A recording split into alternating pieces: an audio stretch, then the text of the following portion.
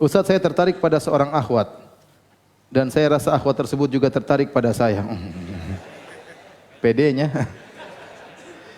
Dan saya berencana mengkhitbah sebentar lagi setelah selesai masa pendidikan kerja saya.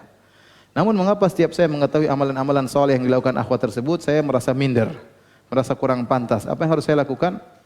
Apakah tetap saya harus mengkhitbahnya? Ya kalau dapat wanita soleh itu kenikmatan. Ya, kata Nabi, fadfar bizatid din taribat yadak.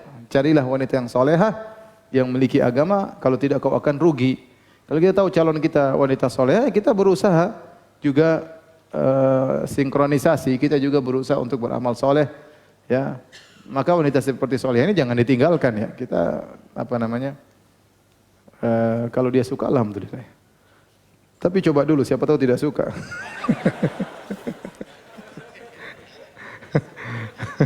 Sebagian orang terkadang GR aja. Mudah-mudahan dimudahkan. Kalau terbaik, insya Allah dimudahkan oleh Allah Subhanahu wa Ta'ala.